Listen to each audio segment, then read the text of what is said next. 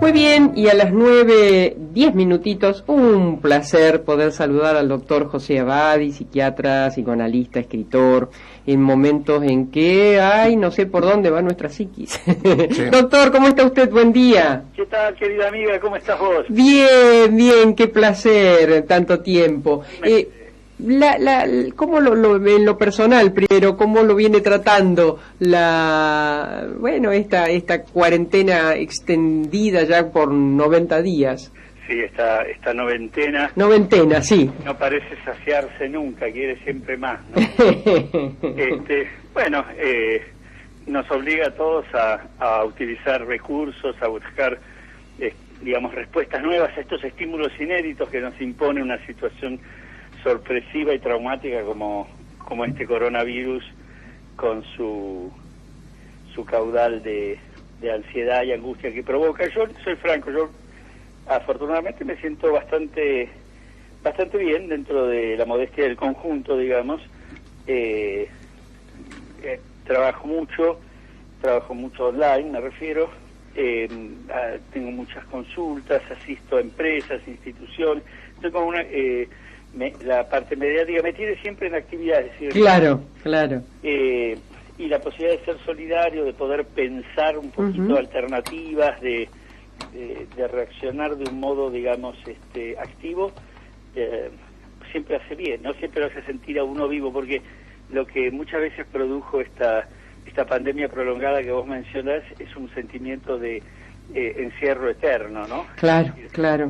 Yo traté de que, sí, en un principio, porque la gente tenga use expresiones distintas, ¿no? Una narrativa distinta. No usar la palabra aislamiento y encierro, sino la otra que se eligió, que es el quédate en casa, ¿no? Claro. Porque si se elige el quédate en casa, se puede hacer como una elección de quedarse en la casa. Uno es libre si elige, y uno lo piensa en términos de cuidar al otro y ser cuidado. Y ahí me parece que la vivencia que se tiene es mucho mejor. Pero cuando se prolonga, como decís vos, ya 90 y pico de días, y nos anuncian que esto va a ser todavía más, se hace difícil para la gente no sentir el encierro, y ante la incertidumbre de cuándo va a terminar, el inconsciente no sabe esto de la incertidumbre. No sé cuándo va a terminar, no va a terminar nunca. Claro. Y hay sentimientos de hartazgo que deriva o en una irritabilidad que empezamos a observar, ya a veces con bastante frecuencia, o un pesimismo que deriva después en sentimientos de depresión o de un aplastamiento que tiene que ver con una cierta inactividad, desgano, ¿no? Y que está ligado a algunos otros factores que vengo trabajando bastante, como la vivencia de ausencia de futuro, claro, y la sensación de anonimato identitario, ¿no? Que son dos conceptos que estoy trabajando últimamente. Vos sabés que ayer veía que Le Monde se había encargado de nosotros, ¿no? Un artículo muy interesante sobre, los 90 días de encierro en la salud mental de los argentinos. Plantea ese aspecto, ¿no? Como algo, todos el aumento de la ansiedad, los trastornos depresivos, lo que vos nos estás contando, pero digo, de alguna manera llama la atención una Argentina con esta cantidad de días en reclusión. Claro, mira, la palabra que usas vos es todavía más fuerte que encierro, ¿no? Ya hablas de reclusión, sí. Remite a... Y no, porque está en el inconsciente colectivo, está como la idea entonces de que soy castigado, ¿no? Claro. Si soy castigado de algo, a lo mejor soy culpable de algo que no sé. Y ahí aparecen y se despiertan las fantasías culpógenas inconscientes que no tienen nada que ver con esto, y empiezan tensiones persecutorias: ¿qué habré hecho? ¿Qué castigo recibiré? Algunos ya directamente llevan el asunto a planos más antiguos y más claro, como las maldiciones bíblicas o algo así, las pestes, ¿no? Esto es un castigo de Dios a esta humanidad pecadora, ¿no? Cuando no, también aparecen las teorías conspirativas. Da lugar para todo, esta incertidumbre cargada de ansiedad, que ya es angustia, ya no es más ansiedad, y la vivencia de insisto, de un paternalismo que en un principio apareció como protector del gobierno, del Estado, ¿no? Son 15 días, son 20 días, son 30, son 40, hasta ahí habría seguido una parte digamos, infantil del país, que diría, entiendo, papi, mala suerte. Sí. Pero cuando se convierte en 60, 80, 90, ya empieza a aparecer el paternalismo como en una versión más prohibidora, inhibitoria, opresiva, y entonces las reacciones empiezan a ser la rebeldía, la protesta, la queja, y una sensación de mucha soledad frente a que la pandemia no es una pandemia solo en términos infectológicos, ¿no? Infectología orgánica, ¿no? Sino que la pandemia también incluye áreas como los vínculos sociales, el desarrollo de la creatividad, la posibilidad de planear, los vínculos amorosos, la reorganización de un poquito que exige de una serie de conductas y hábitos que se ven como atravesados por esto. En fin, es más serio. Y si uno ve que otros países donde incluso azotó con violencia el coronavirus, después de 40, 50, 60 días a lo sumo, retornan a una oxigenación, ¿no? Es decir, hacen una vida con cautela, con cuidado, con responsabilidad, pero bueno, pero con una mayor amplitud, empieza como la gente a dudar de que esta sea la única forma en la organización y coordinación de la cuarentena que se puede hacer. No discutir la idea del cuidado, de la reclusión, de las medidas que hay que tomar, incluso del quedarse más en casa, sino si no se puede organizar y coordinar de un modo que haya alternativas que permitan una mayor movilidad, ¿no? Sí, porque, bueno, nada hay tan perverso como sentirse prisionero sin el motivo. O sea, el motivo general o el central es el cuidado de nuestra salud. Pero pasado el tiempo se diluye inclusive y cada uno dice, no soy dueño de mi propia libertad, de mis propias decisiones. Es difícil entre el derecho individual y el derecho colectivo, acá se entremezclan. Es interesante lo que decís, porque también la idea de aplastamiento que se vive, también en muchas personas es, bueno, sí, pero si me quedo más no doy más, yo me ahogo. Claro. Es decir, de repente, ¿qué es lo que cuida mi salud, adentro o afuera?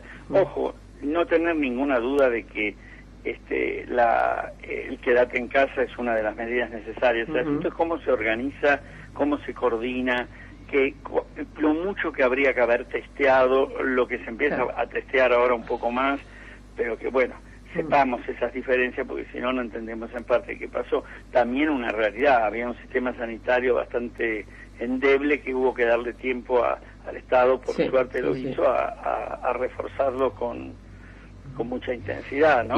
¿Cambiará los argentinos somos expresivos, nos gusta abrazar, nos gusta besar, inclusive es normal entre varones hace muchísimo tiempo, cuando en otros lugares no se hacía, no se hace.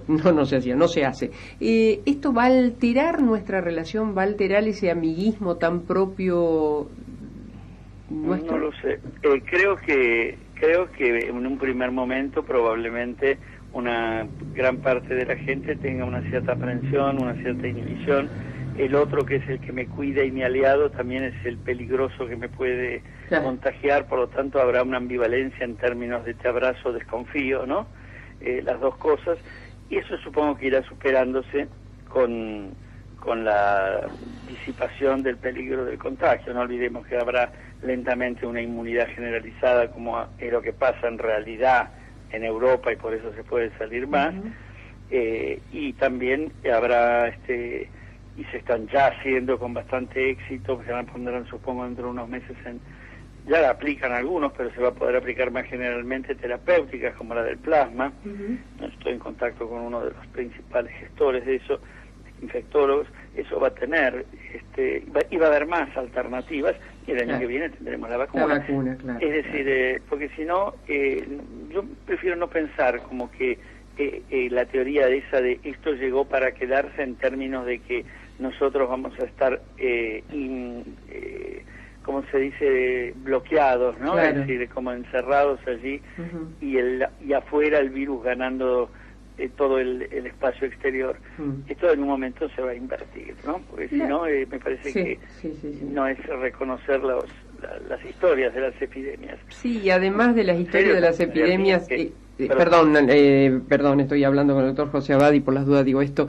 Además de reconocer lo que ha pasado con las epidemias en el mundo, también reconocer el avance de la ciencia. Maravilloso, los pasos agigantados que siempre va dando y acorta los tiempos. Lo importante de la ciencia, el conocimiento, y más allá de los talentos individuales, lo importante es cuando ciertos países invierten y destinan enormes cantidades de dinero y de recursos para que la ciencia se desarrolle, más allá del talento o la originalidad de un descubrimiento individual, está equipos, centros, áreas completas de investigación, apoyo al conocimiento, y cuando vos decís de la ciencia, también esta pandemia nos marca por dónde están, en parte por lo menos, las soluciones a varios de los desafíos del futuro, ¿no?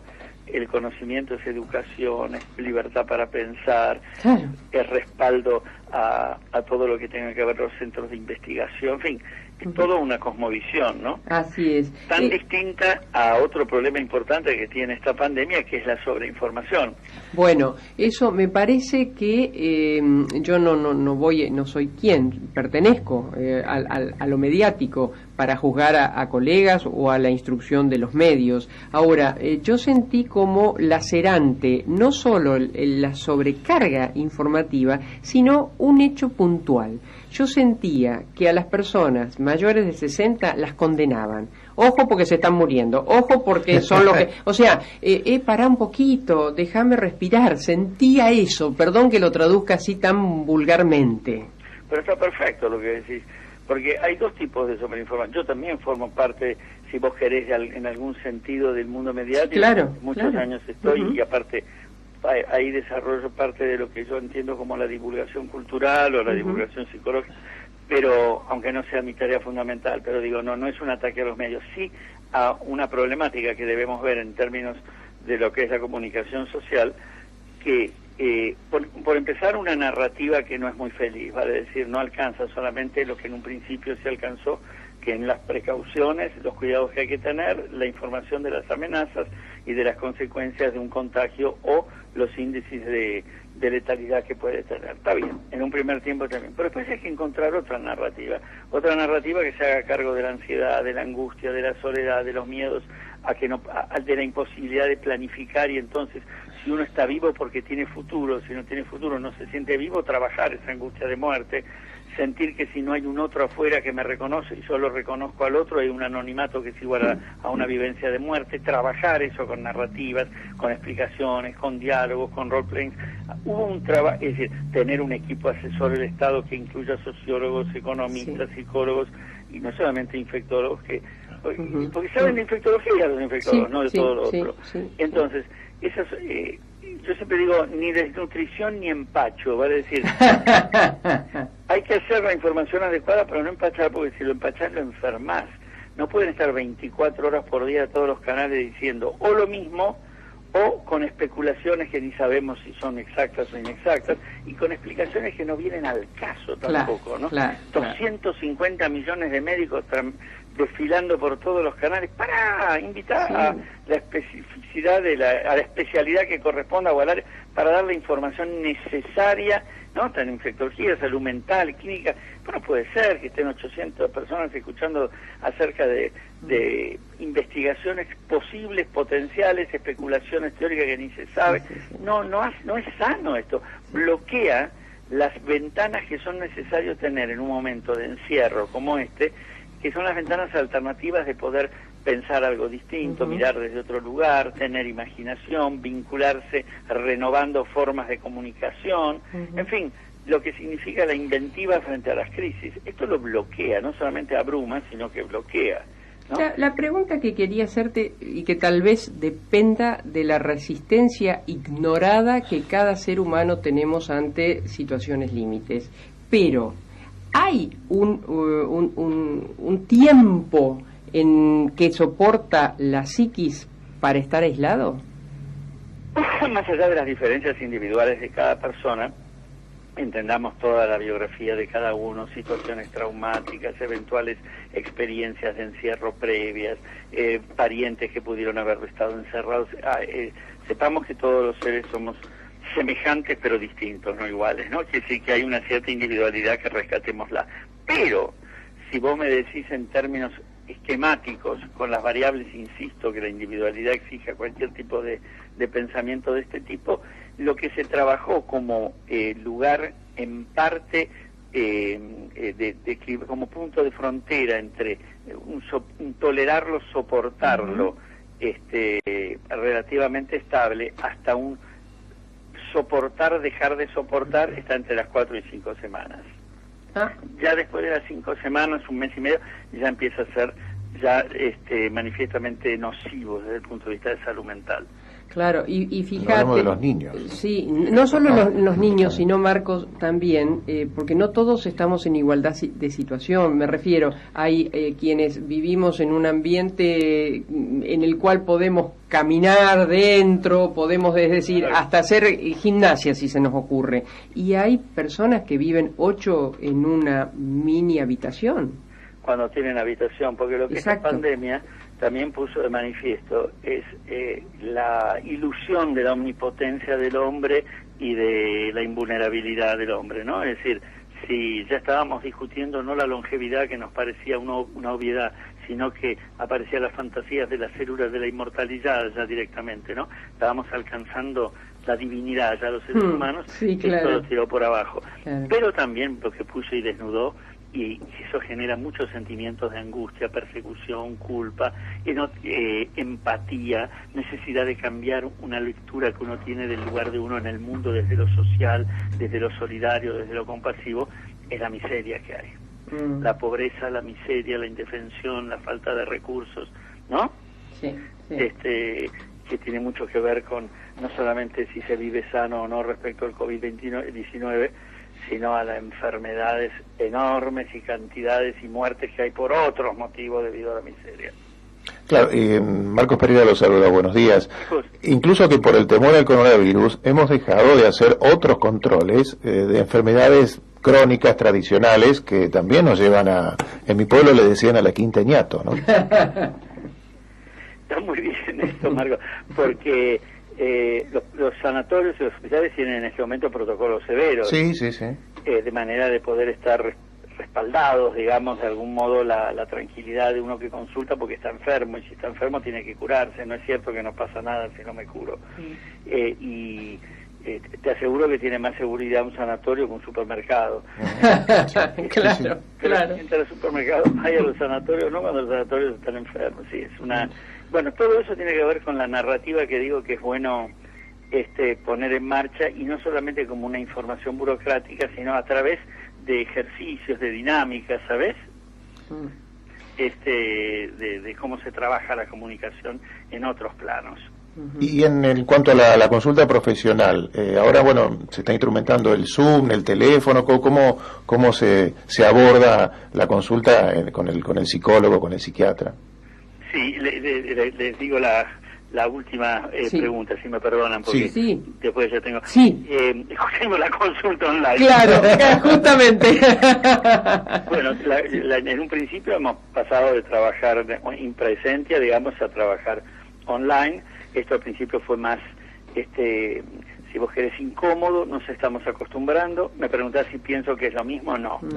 Que el clima que tiene que ver con ese espacio entre dos personas, intersubjetivo, ese clima que hace a la esencia de nuestro trabajo, padece una cierta déficit en ese sentido. Pero bueno, recursos mediantes, imaginación, trabajo, esfuerzo, y es lo que hay. Claro, eso fundamentalmente. Se adapta y se trabaja mucho.